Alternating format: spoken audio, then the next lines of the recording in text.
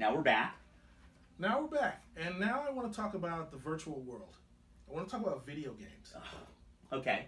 So, I'm a gamer because I started playing pinball when I was about 14 or 15 years old. So I used to go down to the Holiday Bowl on Crenshaw Boulevard, Right. and they had bow and arrow there, and I learned to play pinball there. Did you wear like a blindfold or earplugs No, and I St. didn't. Tommy I or wasn't anything like into that? the Who at all. And I still don't know the words to that song. I just recently watched the movie, and I'm like, Great movie. white boys on drugs. Great movie. That's just bad. It's in the same category as Hair and The Warriors, and you're just like, how did people get money to make these movies? Come on. Oh, yeah, Great yeah. movie. So anyway, I ended up just loving pinball. I mean, some people would go bowling and they'd yubba-dubba-doo the ball down the alley. Yeah. No. I'm up on the pinball machine, and it was 1 game for a dime, 3 games for a quarter. And you just learn how to move the machine, and Yeah. you learn to read the machine. And at one time, I was going to be an electrical engineer, but I'm like, man, I'd love to learn how the mechanics of this thing works. And when the guy would come in and lift the board up, Have you not move bought it- one? because video games have gotten so much better.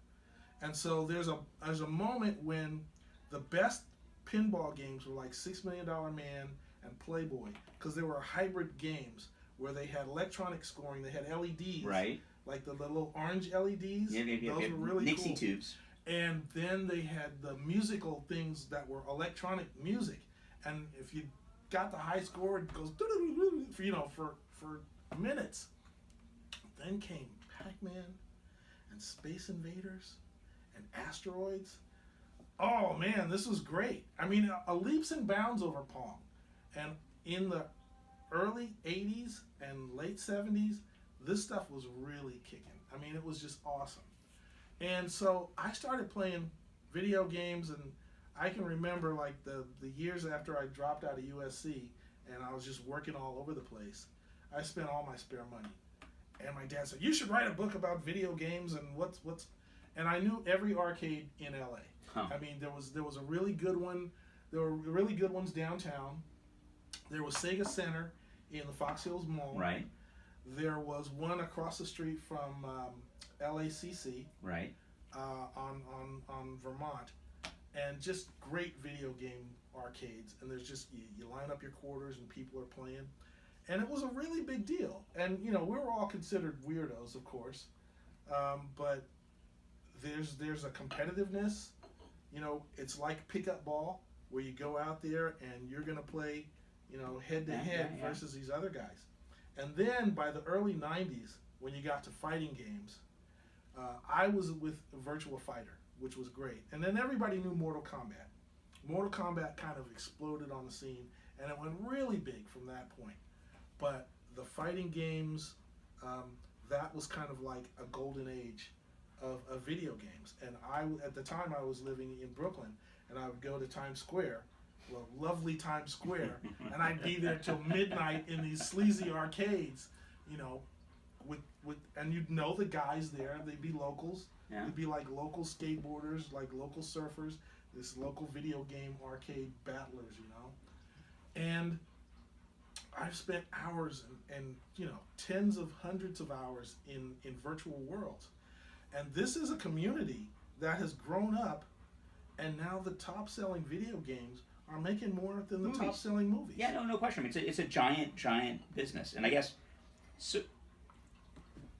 Why did I never connect with video games? So I actually worked for Electronic Arts for a while, and it's funny because when I showed up, I told them I wasn't a gamer.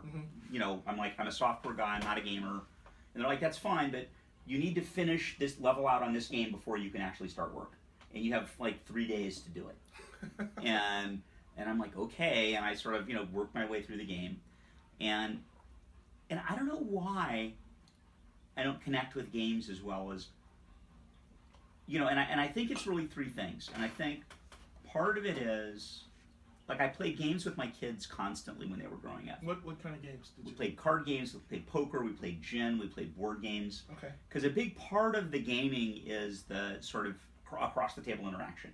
It's the shit talking, it's the laughing, it's, you know, how could you do that, or oh my god, I got you, or whatever that is. Right. You know, and there's a real tightness to that. And I know that in some games where you have clans and things, you have similar kind of tightness. Yeah, and you have comms, but in the video games that my kids played, because that's what I saw, or my brother played, they like walked into this virtual world, and I had a friend at one point who's had a serious kind of opiate problem, and you know, you'd see this look on her face, and I saw the same look on people's faces. You didn't play Dungeons and Dragons? No, never. See, that's probably the missing link, because I know that you would be a good D&D guy. You would be a dungeon master, and you would. I mean, if you like chess or you like cards, right, and you're like, all right, this is your trump. I never played spades, right, but you know, I knew a lot of people that played. I played spades. I just right. know I was never that good at it. I could make a horrible joke right now, but I'm going to just power right past it. I played bid whist. I did play bid whist. You're such a gentleman. But I mean, actually, spades was like a lower form of bid whist. I know. And I didn't hang out with those cousins of mine that played dominoes. Yeah. Yeah. So I play a lot of dominoes. Yeah, you got to have enough Mount Gay to play dominoes. but you're really playing. But I think the key part of the thing for me on video games is they're not really emergent. It's like so. There was a point in my life somewhere in the 80s where I stopped reading airport books. Right? I stopped reading the kind of books that my wife reads all the time and loves, because I would be 30 to 60 pages in the book, and you know what's going to happen. You'd see the structure of the book. Yes. You know what I mean? It's sort of like, I know. I see the map here. Well, in video games, so there was a time when video games were like single player. Yeah. Okay, and you're just there. And in the arcade, you have the shit talking, you have the competitive stuff, you have things that happen, and everybody runs like that. And then until the online world became real, right, the emergent was lost. Right. It was, you're trying to get, you know, as much pixels on the screen as possible. You could get the most electronic music into your chips, and that was good, but it missed everything until the online stuff. And that happened early in PC with LAN parties, where it was like, my kids take over a basement. My kids used to come in here, and there'd be 9 people, and then that was the thing. So I never got into the LAN party stuff because I work with computers and I didn't want to go home and play. Yeah. But when consoles came out, when the Xbox came out, and I think it was 03, and you had Xbox Live, where I could put on a headset and play in real time with people online. That was the beginning of real gaming, and it was combat sports. No, my kids. So you can't predict what the other guy's going to do. No, look, and I think the other thing I think about with it is, and look, let me acknowledge a couple of things. There are video games out there which are of the quality of good major movies. Oh yeah. Right. The video game business is clearly an immense business. You know, there's a lot of people who devote a big chunk of their lives to video games. And I have this sort of inherent bias against passivity, right? And it's. I actually wrote a thing. I had a hysterical back and forth on my blog way back in the day with some guy who had a porn blog. And what wound up happening was I wrote a blog post about Kenneth Branagh, right? You call him Branagh? I don't know who the hell. I don't know what you call him. Branagh. Whatever. Branagh. Kenneth. Henry Branagh. V. Yes. And I made a comment basically about how he was starting to make really terrible movies, and that he made such good movies that, as far as I was concerned, he should be fucked to death by Hollywood starlets for the rest of his life, because he had already done enough that it didn't matter what he did from now on. Right. And I had this link back and forth with this guy who had a porn site because of it, and we got in this very interesting dialogue because I'm kind of very anti-porn. Okay. And my problem is that we've created... It's not interactive. Well, it's not that it's not interactive. We've created a society where, rather than go to the park and play basketball with my neighbors, I'll sit and I'll watch the NBA. Right. rather than going out and finding a date and going through all the Yeah, I think tumult. you're just missing a whole part of the video game industry where it is really interactive. No, You are getting with the people. I don't even know. I mean, there are some video games where it's just you. Yeah. And you're navigating through No, a I know they puzzle are. or something No, like no, that. and those are.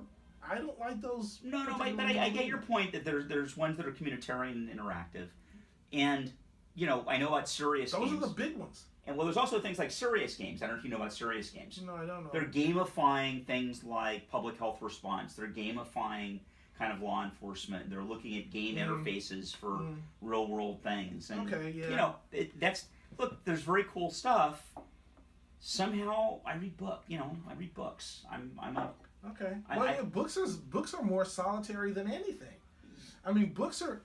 I read something within the past 2 or 3 years, and I can't remember what it was, but it was like how to read books or how to feel about books, and I don't know if it was Jonathan Bloom or who it was, or maybe it was who were one of these other great authors, and he just said, you're communing with the dead. You're communing with the writer's internal representation of the world. Yeah. And that's an extraordinary thing. But you're also building one. I mean, but the key thing about books to me is that, and it's something I tie to all good art, right? And good movies do the same thing. Good books do the same thing. Good, in a sense, good music does the same thing, which is it leaves gaps that you fill in your own head. Yeah. Yeah. Right, and you become a participant with the maker. Yeah, that's very real. I'm sorry, Mark. You're just missing out on the whole literature of video games. No, and I get that I am. Yeah, and there's fan fiction. I mean, I've written like a 13 chapter book. This is my perplexed face. About a fictional character that exists in this world. That I play Destiny, and Destiny 2 comes out on September 6th. But see, so the other thing I worry about, I've always tended to argue that we're much more likely to wind up in Brave New World than we are 1984. That's possible. And the idea that what I'm going to do is I'm going to give you a virtual world that's engaging enough to keep you in your one-room apartment, and to give you a more expansive world than you actually live in yourself, is. Well, yeah. That is what we want. That is what all of us. No. That is what us Eloy want. No, we want the real expansive world. We don't. Yes. Otherwise, we would disband our governments. You go stand on Mount Whitney sometime. I mean, you don't. No. People want to avoid risk, and achievement in a virtual world is achievement without risk. You get to die. But the problem is, you get to relive. And it's funny because this is exactly on point. Because Taleb, who I am more and more becoming like an embarrassing fanboy of. Oh, I love him too. Just had a piece out on Skin in the Game. Yes.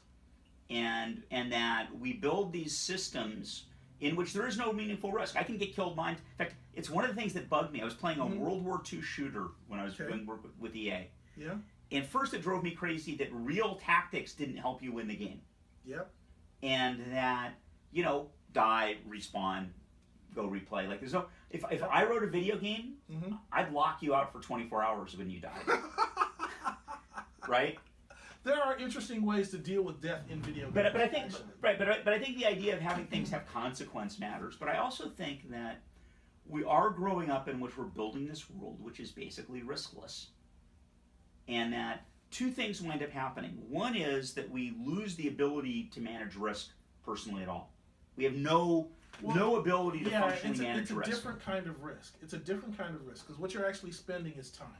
You're spending time in a world where you're not necessarily sure that you will meet other people in real life that have any idea of what you've done in that world. But you're spending time in someone else's world. Why don't you build your own world? That's like saying build your own house, build your own street, build your own car. I mean, these are incredibly complex things. And they're things in which you spend a lot of time in your life. Like driving a truck. Yeah. I mean, why not just walk? Of course, because you can't do as much. But in these worlds, you are augmented. You can do a lot more. And you can interact with other people in this world. And there's a world but see, which you can learn but it's that grow. gap between kind of who you are in this world and who you are in that world that drives me nuts. But I mean, I'm trying to remember one of these movies that I saw while I was working and before I went to college. Yeah. When I envisioned all the things that I was missing since I didn't get to go to Claremont. Right. And it's like a writing class. All right, and it's a professor of English literature and all these inspiring writers, and they're talking about Evelyn Waugh and Somerset Maugham. But they don't use gamification. No, the point is, that is a salon conversation that happens in Middlebury College where millions of people have no idea what that is. And you don't know anything about literature until you get a PhD from that professor. But I could make a video game that would give you that experience. But why does it have to be that experience? It doesn't have to be that experience. No, but it has to. But part of the thing is, you don't get the you that grows inside the video game world isn't mapped to the you that grows in the real world, right? You don't grow skills in the video game world. You don't. But you share experiences. Yeah, but it's like saying when you go to the opera, everybody else who doesn't do opera is not grown. They're stunted. Because you have appreciated opera and you've learned and you've grown in that world. I can say, fuck your world. That world doesn't mean anything to me. I don't have to respect that world. And we are having more of these worlds created than ever before. It used to be, if you can't appreciate Van Gogh, you're nothing. You're uncivilized, you're a barbarian. This isn't about whether your people are civilized. Well, you're saying it in terms of growth. You're saying you're not fulfilling your human potential. Yeah. Well, that's the same thing. So there's a point here I'm trying to excavate. Give me half a second to think it through. All right. So a friend of mine's kid has become fabulously wealthy commenting on video games. He's Captain Sparkle on YouTube. Oh, yeah, there's people who make money. But most of the people in the video game world, 99 and a bunch of nines people, yes, percent of the people, are consumers. Yes. And same thing with Shakespeare. And let me finish a little bit. Go ahead. Right, which is that I'm not. If you were to spend all of your time reading books, right? Mm-hmm. I have the intermittent fantasy that at some point I could just shut my life off. I could lock myself in a room full of books, and I'd be what was the TV show? The Twilight Zone. Thank you. Yes. Where the guy steps and he breaks his glasses. Right. Exactly. And but at the same time, I wouldn't want to live that life, right? Because I want to go out in the world and I want to do stuff. I want to get hit with sticks. I want to climb mountains. I want to go look at eclipses myself. I don't want to watch them through a video camera, right? I want to see stuff. And I think that we need to be building a world of people who want to go see and do things more than they want to sit and have things done to them. And I worry a lot about the fact that we've raised these giant cohorts of people who are helpless in the real world. How about this? I mean, it was a little bit before my time, but you probably got a flavor of what it's like to have read Hemingway and not have read Hemingway. Yep. If reading Hemingway does not send you off to the Spanish Civil War, are you actually experiencing Hemingway the proper way? Yeah, I think you are. So that book does not incite people to action in the real world. They're just enjoying. But I'll disagree. A man talking about the shining belly of a fish. They're not actually fishing, and that's what all. So what you're arguing is. So what you're arguing is that in video games, you're gaining wisdom and human experience that makes you better in the real world. In some ways, yes. Okay. So here's what I worry about. But you're making real friends. No, I understand. But here's what I worry about, and let me sort of put a flag on it for a minute, which is we are increasingly living in a world which is unhealthy, right? In which we're raising unhealthy people. Okay. And it's not just they're physically unhealthy; they're fat, they're overweight, they're out of shape. It's their that are kind of spiritually unhealthy as well. Okay. Right? Because we don't know our neighbors, because we don't participate in our communities, because we don't have a place. Right? And part of the way we numb ourselves to that is we partly numb ourselves to that stuff with opiates and drugs and alcohol. Yeah. That's why we're drinking so much more and taking more drugs. We numb ourselves to it by sitting around and watching MMA all the time, or watching porn, or watching NASCAR, or watching Formula One, or whatever it is that you like to sit and watch. Yes. But it's this sort of passivity of being on the couch, right? And it was one of the things that I used to have for my kids, which is basically get the hell off the couch. Oh, I agree. But let us agree that video games are about the life of the mind. Ooh.